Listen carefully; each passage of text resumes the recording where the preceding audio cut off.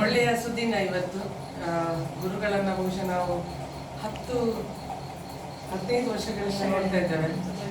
ಪ್ರತಿ ವರ್ಷವೂ ಕೂಡ ಗುರುಪೂರ್ಣಿಮೆಯ ದಿವಸ ಅವರನ್ನ ಒಂದು ಪ್ರೀತಿಯಿಂದ ನಮಗೆ ಕಂಡಂಥ ಒಂದು ಕಿರು ಕಾಣಿಕೆಯನ್ನು ಕೊಡುವುದು ನಮ್ಮೆಲ್ಲ ಶಿಷ್ಯರ ಒಂದು ಕರ್ತವ್ಯ ಅಂತ ಈ ಸಂದರ್ಭದಲ್ಲಿ ಭಾವಿಸ್ಕೊಳ್ತಾ, ಗುರುಗಳು ಇನ್ನೂ ಕೂಡ ಆರೋಗ್ಯ, ಅವರ ಆಯುಷ್ಯ ಇನ್ನೂ ಸಮೃದ್ಧಿಯಾಗಬೇಕು, ನಮ್ಮೊಂದಿಗೆ ಇನ್ನು ಬಹಳಷ್ಟು ವರ್ಷಗಳ ಕಾಲ 100 ವರ್ಷಗಳ ಕಾಲ ಅವರು ಇದ್ದು ನಮ್ಮನ್ನೆಲ್ಲ ಹಾರೈಸಿ ನಮ್ಮನ್ನು ತಾಳಮದ್ದಲೆಯಲ್ಲಿ ಒಂದು ಉತ್ತಮ ಮಟ್ಟಕ್ಕೆ ನಮ್ಮನ್ನು ಕರ್ಕೊಂಡು ಹೋಗಬೇಕು ಅಂತ ಅವರನ್ನು ಪ್ರೀತಿಯಿಂದ ಅವರ ಆಶೀರ್ವಾದವನ್ನು ಕೇಳ್ತಾ ಆ ತಾಯಿಯಲ್ಲಿ ಕೂಡ ಅವರ ಎಲ್ಲ ಇಚ್ಛೆಗಳನ್ನು ನೆರವೇರಿಸಲಿ ಅಂತ ದೇವಿಯಲ್ಲಿ ಪ್ರಾರ್ಥಿಸ್ತಾರೆ.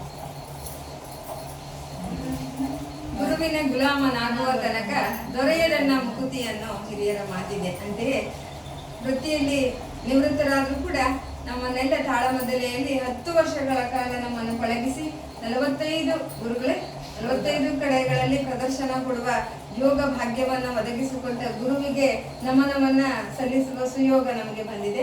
ವರ್ಷಂಪ್ರತಿ ನಾವು ಇದನ್ನ ಸಂಪ್ರದಾಯದಂತೆ ಮಾಡ್ಕೊಂಡು ಬಂದಿದ್ದೇವೆ.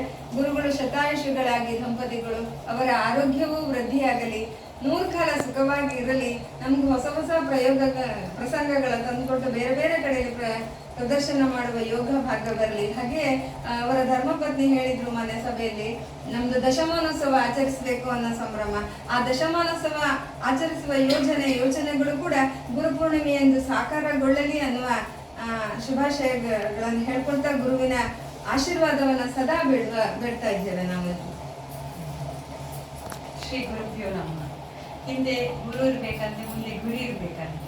ಆ ನಿಟ್ಟಿನಲ್ಲಿ ನಮಗೆ ಸಣ್ಣದಿಂದಲೂ ತಾಳಮದ್ದಲೆ ಅಂದ್ರೆ ಒಂದು ಭಾರಿ ಆಸೆ. ಅವ್ರು ಹೇಗೆ ಹೇಳ್ತಾರೆ, ಹೇಗೆ ಮಾತಾಡ್ತಾರೆ, ಆ ಕನಸನ್ನು ನನಸಾದದ್ದು ನಮ್ಮ ಗುರುಗಳಿಂದ.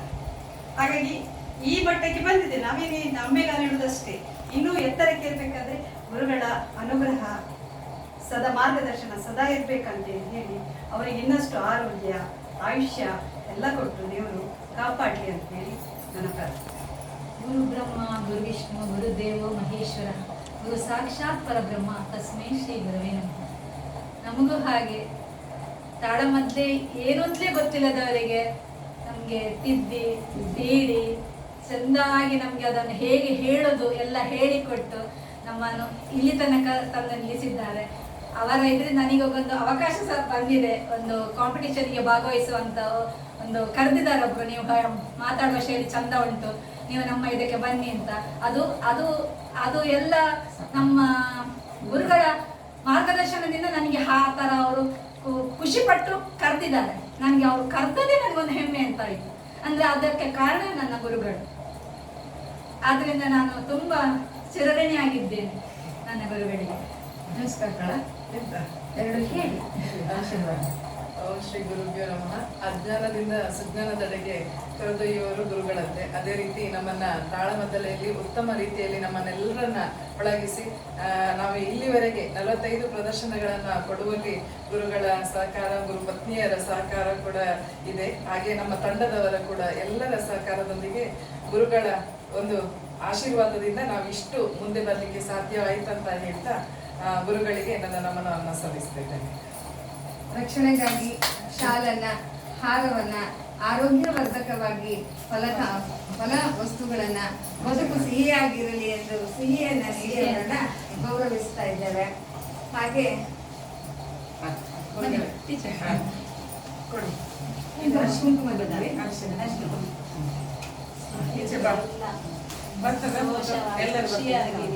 ಆಚೆ ಬರ್ತೇನೆ ನಾನು.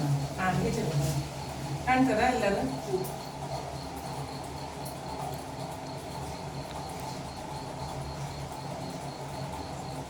ಕುಂಕುಮ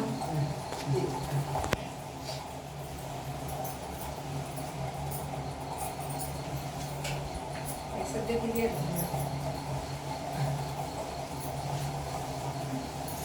ಗುರುಗಳೆರಡು ಮಾತಾಡಿ. ಹೌದು, ಚಂದ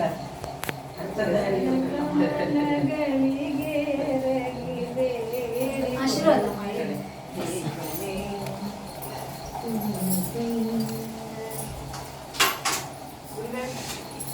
ಲಿಂಗ ದೀರ್ಘಾಯುಷಿಯಾಗಿ ನಮ್ಮ ಜೊತೆ ಇರ್ಬೇಕು, ನಾವಿರೋ ತಂಗಡಿ ಇರ್ಬೇಕು. ನಿಮ್ಗೆ ದೀರ್ಘಾಯುಷ್ಯ ಕೊಟ್ಟಿದ್ದೇವೆ. ನಿಮ್ಮ ಪ್ರೀತಿ ವಿಶ್ವಾಸ ಹೀಗೇನೆ ಎಲ್ಲಕ್ಕಿಂತ.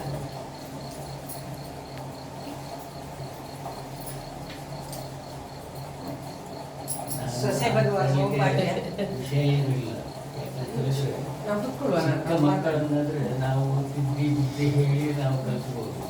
ನೀವು ಹಾಗಲ್ಲ, ನೀವೇ ಇನ್ನೊಬ್ಬರಿಗೆ ಹೇಳುವಂತಹ ಯಕ್ಷಗಾನ ಅನ್ನುವಂಥದ್ದು ಏನು ಎಂಬುದನ್ನು ಅಷ್ಟೊಂದು ನಿಮಗೆ ತಿಳಿಸಿಕೊಟ್ಟು ಅದರಲ್ಲಿ ಭಾಗವಹಿಸಿ ಖ್ಯಾತಿಯನ್ನು ಪಡಿಬೇಕು ಅನ್ನೋ ಉದ್ದೇಶದಿಂದ ನಿಷ್ಕಲ್ಮಶಲ್ಲಿ ಹೇಳಿಕೊಟ್ಟಿದ್ದೀನಿ. ಆದರೆ ಇಟ್ಟುಕೊಂಡು ಪ್ರತಿ ವರ್ಷ ಕೂಡ ನೀವು ನನ್ನನ್ನು ಗೌರವಿಸುವಂತಹ ಒಂದು ಸುದಿನ ಇದು ನನ್ನ ಭಾಗ್ಯ ಅಂತ ನಾನು ಹೇಳಿಕೊಡ್ತೀನಿ. ಆದ್ದರಿಂದ ನನ್ನ ಮೇಲೆ ಇಷ್ಟು ಪ್ರೀತಿ ವಿಶ್ವಾಸ ಇಟ್ಟು ನೀವು ಈ ಗುರುಗಳಿಗೆ ಏನೆಂದು ಕೊಟ್ಟಿದ್ದೀನಿ. ಇದಕ್ಕೆ ದೇವರು ನಿಮಗೆಲ್ಲರಿಗೂ ಕೂಡ ಆಯಸ್ಸು ಆರೋಗ್ಯ ಭಾಗ್ಯಗಳನ್ನು ಕೊಟ್ಟು ಇನ್ನೂ ಹೆಚ್ಚಿನ ಯಕ್ಷಗಾನದ ಸೇವೆಯನ್ನು ಮಾಡುವಂಥ ಅವಕಾಶ ಕೊಡಿ ಅಂತ ಹೇಳಿಕೊಂಡು ಪ್ರಾರ್ಥನೆ ಮಾಡಿ ಧನ್ಯೋಸ್ಮಿ. ಅವರಿಂದಾಗಿ ನನಗೆ ಭಾಗ್ಯ.